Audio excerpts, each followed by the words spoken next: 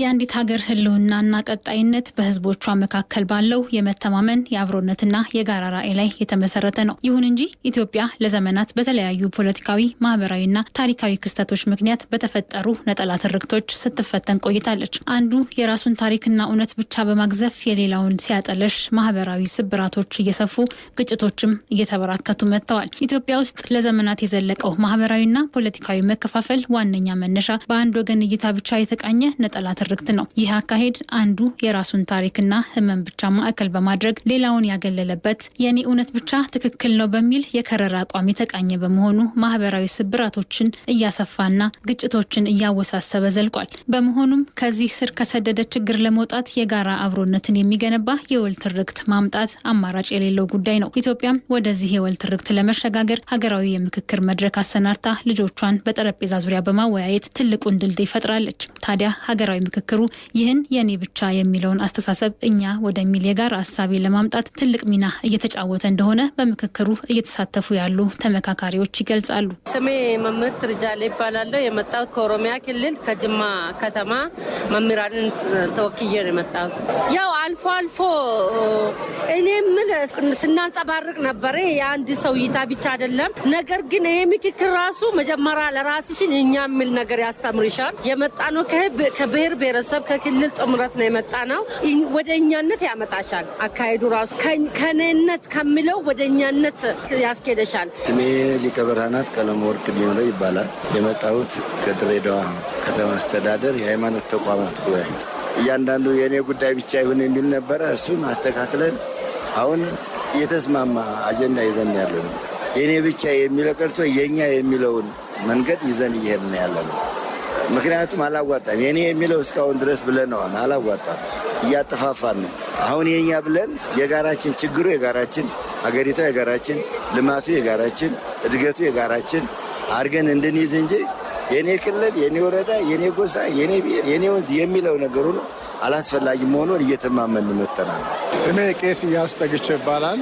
የማዕከላዊ ደቡብ ኢትዮጵያ ሲኖዶስ ፕሬዝዳንት ነኝ። መካነ ኢየሱስ ቤተክርስቲያን ትልቁ ነገር የኛ የኢትዮጵያ ችግር የኔም ችግር እኔ የሚል ነገር ነው። ብዙ የነበረን ስንመጣ እንደዛ ነበረ እና 10 ላይ ስንጀምር እኔነት በጣም ይታይ ነበረ።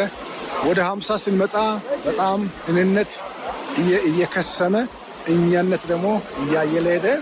ወደ 250 በምንወጣበት ጊዜ ደግሞ መግባባቱ ጨመረ በጣም እና የማግባቡ ሀሳቦች ነበሩን። ነገር ግን ከጊዜ ወደ ጊዜ እኔነት የሚለው እየጠፋ እኛነት የሚለው እየተተካ ኢትዮጵያ ታሸንፍ የሚለው ደግሞ እያሸነፈ ሰው ወደዚህ ወደ አንድነትና ወደ ፍቅር ወደ እኛነት እየመጣ ያለበት ነገር ስላለ ተስፋ አላት ብዬ ነው የማስበው። ከግለሰብ ወይም ከተወሰነ የብሔርና የቡድን ስጋትና ፍላጎት ወይም እኔ ከሚል ሀሳብ ወጥቶ ወደ ማህበረሰባዊና ሀገራዊ የጋራ ፍላጎት ወይም እኛ ወደሚለው መሸጋገር የሀገርን ህልውና የማረጋገጥና የማህበራዊ ውህደት ዋነኛ መሰረት ነው። ይህ ሽግግር የበሰለ የፖለቲካ ባህልንና ጥልቅ ማህበራዊ ኃላፊነትን ይጠይቃል። ከኔ ብሔር ወይም የቡድን ስልጣን ፍላጎት ይልቅ ለሀገር ዘላቂ ህልውናና ለቀጣዩ ትውልድ የሚበጀው ምንድን ነው የሚለውን መሰረታዊ ጥያቄ በግንባር ቀደምትነት መመለስን ግድ ይላል። ሀገራችን እየተካሄደ ባለው ምክክር ላይ የተሳተፉ ተመካካሪዎችም ይህንን በታላቅ የኃላፊነት ስሜት እየተወጡ መሆኑን የኢትዮጵያ ሀገራዊ ምክክር ኮሚሽን ዋና ኮሚሽነር ፕሮፌሰር መስፍን አርአያ ያነሳሉ። መጀመሪያ ላይ እያንዳንዱ አካባቢ የራሱን ጥያቄ ብቻ ነበር ይዞ የመጣው የሚዛ የመጣችው የራሱን ጎሳ፣ የራሱን ማንነት፣ የራሷን ብሔረሰብ እኔ ብቻ ልሰማ የሚል ነበር። አሁን ግን በሂደት የምናየው በጋራ እንሰማ፣ በጋራ ማንነታችን ይከበር፣ በጋራ መብቶቻችን ይከበሩ ወደሚለው ወደ መሃል በተወሰነ ደረጃ የመጣን ይመስለኛል። የተመካካሪዎች ቁርጠኝነትና ኃላፊነት በጣም የሚገርም ነው። በጣም የሚጋጩ በጣም ጽንፍ ሊይዙ የሚችሉ ሀሳቦችን እንኳን ይዘው መጥተው በተቻላቸው መጠን ወደ መሃል እንዲመጡ እየሞከሩ ምክንያቱም እንዲህ አይነቱ ወደ መሃል መምጣት ሂደት ከማንም በላይ አገራቸውን እንደሚያስቀድም ስለተገነዘቡ ከሁሉም በላይ አገራችን ኢትዮጵያን ማስቀደም አለብን ብለው ስላመኑ ሁላቸው እየሰሩ ነው ያሉ። ሀገራዊ ምክክሩ ይህንን ከራስ ወዳድነት ወጥቶ ለጋራ አብሮነት የመቆም ታላቅ አስተሳሰብ እውን ለማድረግ ከጅምሩ የነበሩ የተለያዩ አመለካከቶችንና የኔ የሚሉ አስተሳሰቦችን በማድመጥና ቀስ በቀስ ወደ መግባባት በማምጣት አሁን ላይ እኛ ወደሚለው የጋራ ሀሳቤ ከዛም አልፎ ኢትዮጵያ ወደሚለው የጋራ ጉዳይ ለመምጣት እንደቻለ ተመካካሪዎቹ ይገልጻሉ። ሰለሞን ገብሬ ይባላለሁ። የመጣሁት ከማዕከላዊ ኢትዮጵያ ክልል ከሆሳዕና ከተማ ነው። ምን ያለ መሰለሽ ሁላችንም ከተለያየ አካባቢ አይደል የመጣ ነው። ስንመጣ አካባቢያችን ላይ ያሉትን አጀንዳዎች ታሳቢ አድርገን ነው። ስለዚህ ምን አለ እኔ የራሴን ችግር አወራለሁ።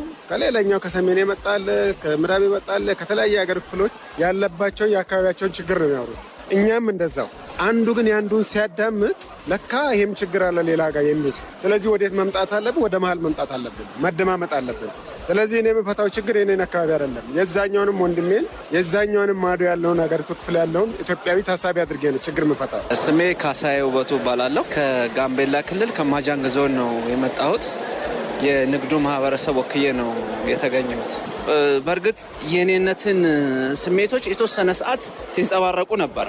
ነገር ግን ቀስ በቀስ ወደ መሀል እንዲመጡ ተደርጎ የኔን ቀርቶ የኛ የምትባልን ሀገር እንዳለች ለእሱ ሀገር ለትውልዱ ማሰብ እንዳለብን እየገለጽንበት እንደሆነ ማየት ሽያለሁ። ምክንያቱም ማህበረሰቡ ያው ከተለያየ ባህልም እንደመጣ እንኳያ ይዞት የመጣው የራሱ የሆነ አጀንዳ እንኳ ቢኖር እንደ ሀገር ትልቅ የሆነች ሀገርን መያዝ ስላለብን ያንን መነሻ ተደርጎ የተወሰደ እንደሆነ ማሳየት እፈልጋለሁ። ምክክሩ ያለፈውን ታሪክ ለመርሳት ሳይሆን በጥልቀት ለመረዳት ያለፉ ስብራቶችን ለመገንዘብና ለወደፊቱ የጋራ ራዕይ ለመገንባት የሚያስችል መድረክ ነው። ከእኔ ወደኛ የሚደረገው ሽግግር በዚህ መሰረት ላይ ሲገነባ ኢትዮጵያ ያለፉ ልዩነቶችን በመሻገር ለቀጣዩ ትውልድ የተረጋጋች ፍትሐዊና የጋራ ተስፋ ያላት ሀገር ለመሆን ትችላለች።